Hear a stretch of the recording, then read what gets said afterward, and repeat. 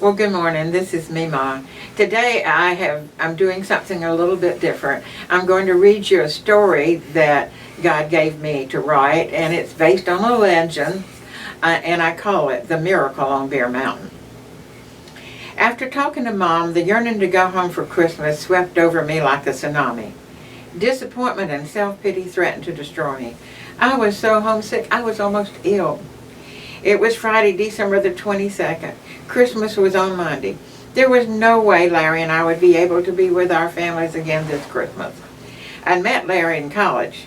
From the beginning of our relationship, we knew that we were meant for each other. We'd both prayed that God would lead us to the right person. We married the same month that we graduated.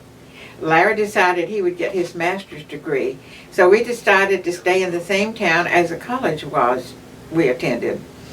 Larry had found a job that he liked and was able to attend classes at night, and I had a job at one of the local restaurants as a waitress. We'd been married for 2 years, and our money was stretched so tight. If I had not been a waitress and could bring home leftovers occasionally, we would have had to eat ramen noodle soup for days on end. Larry had just finished getting his degree the first week in December, but there was no money again to go home. It had been a hard 2 years, but we were young and in love, and we knew with God's help it would just be a few more years, and then we'd have the rest of our lives to do the things we wanted to do. I'd been on my own for 6 years. When I first went to college, it was such an exciting time, meeting so many people and having so much fun, that I really didn't miss home that much. And I went home on breaks and at Christmas. After meeting Larry, my life was full, and we visited my folks and his on our breaks and during the holidays. However, since we were married, with our different schedules and money being so scarce, we'd not seen either of our parents in 2 years, and we were not going to be able to go again this year. After we settled down to a daily routine, I really began to appreciate Mom and Dad. I realized just how much they meant to me. As I began to think of Christmas with Mom and Dad, Lacey and the twins, tears overflowed, and I had a real pity party. For the third time since we were married, it would only be me and Larry with our meager Christmas. They would all be together, baking cookies, going to Christmas plays. Dad would read the story of Jesus' birth, and everyone would pause to think what a miracle happened when God came to earth in the form of a baby. The miracle of how a baby could be born of a virgin, one who came into the world to forgive us of our sins if we accept Him. Christmas was a time of miracles, focusing on the birth of Jesus, the joy and excitement of presents, being with all the family, enjoying all the good food, while there would only just be me and Larry spending our meager Christmas together. Just thinking about not being there, and all I would be missing, my eyes would tear up and a lump would form in my throat. It was all I could do to not break down crying. I prayed, asking the Lord to help us have a good Christmas, to ease the pain of my broken heart and help me remember the true meaning of Christmas, and to ease the longing to see my loved ones at home. I was so sad and down in the dumps, I knew it would take a miracle for God to answer my prayer. Jennifer! My heart jumped as Larry yelled when he came bounding through the door. What is it? I asked as I hurriedly wiped the tears and tried to paste on a bright smile so he couldn't see my disappointment. I have a great idea. He swooped me up in his arms and swung me around the room, giving me a bear hug before setting me on my feet. Let's drive to Bear Mountain Christmas Day and go for a hike. The weather's wonderfully warm, almost like spring or fall, and I've always wanted to hike to the top of Bear Mountain. If we get up early Christmas morning, it would take about an hour to drive to the area. We can pack a picnic lunch, stay the day, and be back in the early evening. And I thought, what a great idea. We had not had the time to even think about doing anything for fun in a long time. And I thought, why not? Larry was aware to some extent of my disappointment of not being with our family for Christmas. It just made me love him more for coming up with a plan for our trip up Bear Mountain. I decided to make Larry's favorite, cranberry nut cake, and surprise him on our picnic. The next morning I awoke at 6:30 and Larry was already up and getting everything packed for our outing. We were so excited neither of us could sleep. We ate cereal for breakfast and I packed our picnic lunch as Larry loaded the cooler and checked the car for the trip. We were on our way by 7:30.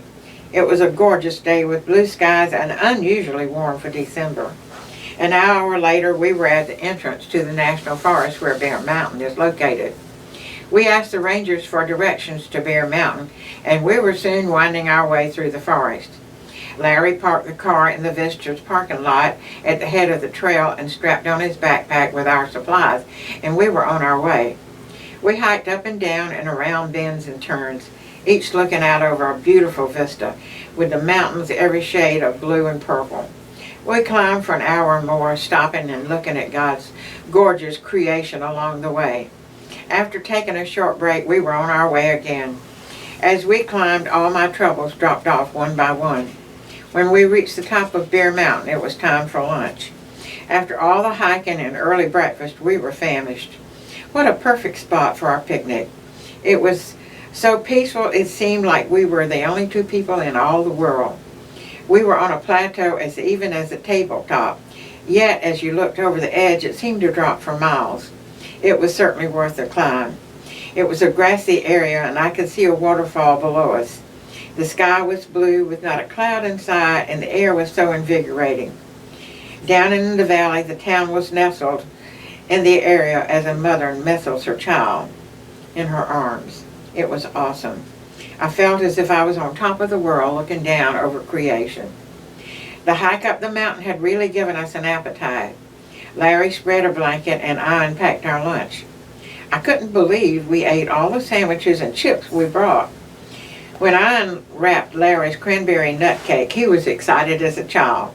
We enjoyed our lunch as we drank in the beauty around us. Having just eaten, we stretched out on the blanket. The sound of the waterfalls in the distance was so soothing. As we lay there, clouds began drifting overhead. We looked at the clouds, trying to imagine what each one looked like. I saw what looked like a poodle to me, and Larry imagined he saw the face of a man, and one eye looked as if he were winking. We felt like teenagers again, giggling, carefree, and relaxed. Soon the climb up the mountain, getting up too early, and having just ate too much for lunch began to take its toll.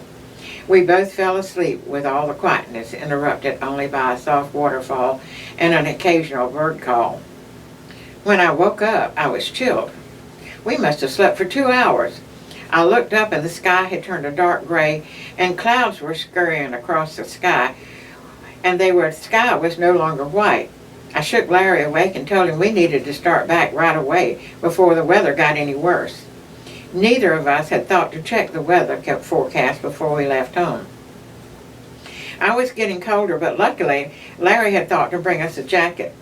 It felt good as we began our descent, but I wondered if it might be a little bit too warm when we started hiking. As we began wending our way back down the mountain, going back the way we thought we had come, we had hiked down for about an hour and we came to a place in the trail where there were two paths, one to the right and one to the left. Neither of us had realized on the way up that there was a fork in the trail. Which one were we supposed to take? After discussing it, we decided that the fork on the right looked as if it descended down a slope, so we decided that was the one we should take. We had hiked about 30 minutes, and the trail started climbing back up the mountain. Well, this certainly didn't feel right. After continuing another 10 minutes, we decided we'd taken the wrong trail. We thought we would turn around and backtrack to where it had forked. It was getting darker by the minute, and my jacket that I thought was such a blessing began to feel like it was made out of tissue paper. I felt like the temperature was dropping every minute. We were so cold. We went back the way we thought we came, but we could not find a fork in the trail. We were lost. Larry became upset because he'd not thought to check the weather before we left home. After an hour or more of trying to find our way and being so totally turned around, we knew we were hopelessly lost. Larry was also upset with himself that he didn't take better precautions not to get lost. I was cold and it really frightened me when I saw how upset Larry was. He was not one to get that upset for no reason, and the realization of what might happen if we couldn't find our way out of the forest hit me with full force.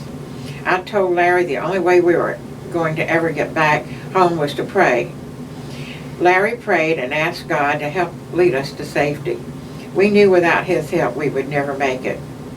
A peace settled over us after we prayed, and we could think a little more clearly.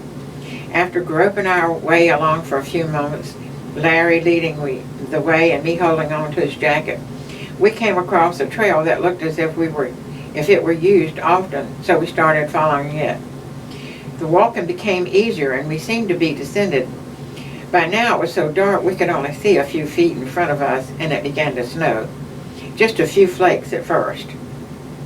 We hurried to get as far down the mountain as we could before the weather got any worse. We probably hiked for another 15 or 20 minutes when it began to snow in earnest. Huge snowflakes, and the wind was coming in huge gusts. My hands and feet were numb. What were we going to do? We didn't know where we were. The snowfall was so heavy we couldn't make out the trail. Our coats were not warm enough and we had no gloves. I could feel tears welling up in my eyes as I realized the danger of not making it back to our car. I could hardly see where I was going because of the tears. I tried to wipe them away with my jacket sleeve, and when I looked up, I thought I saw a light. I thought my mind's playing tricks on me. I looked again and it was a light. About that time, Larry saw it too. With the snow and the wind blowing so heavily, the cold went right through our jackets. It took all of our energy to put one foot in front of the other. But when we saw the light, it gave us a rush of adrenaline, and we hurried as fast as we could to make it to the light. The light was coming from a cabin nestled in a thicket of trees off to the left of where we were hiking. We knocked on the door and waited. No one answered. We knocked again, and still no one answered. We pushed on the door and it opened at our touch. We walked in and called out to anyone who might be there. "Anyone home? Anyone home?" Still there was no answer. We felt uneasy going into someone's home, but we had no choice. It looked as though someone had gone away and left the lamp burning. It was furnished with a very comfortable sofa, chairs, and table. It had a brick fireplace with no fire. The lamp was lit, but no one was anywhere we could find. There was wood by the fireplace, so Larry soon had a roaring fire going, and the chill left the room as we warmed our hands and feet. We were hungry by this time, and I found a well-stocked pantry, so I fixed a can of soup and crackers. Hot soup had never tasted so good. After eating, we were tired and decided to check out the bedroom. It was furnished with an old iron bedstead and had homemade quilts on the bed. When I turned back the covers, the sheets looked as if they had been ironed. We took off our outer clothes and hung them near the fireplace to dry.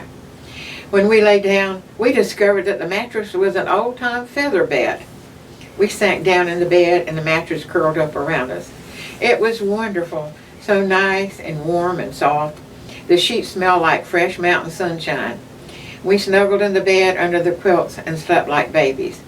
We awoke next morning to a beautiful sunshiny day with 4 to 5 inches of snow on the ground. We had a delicious breakfast of bacon, eggs, toast, jelly, and coffee. Our clothes had dried out from where we hung them by the fire, so we dressed, and still no one had showed up.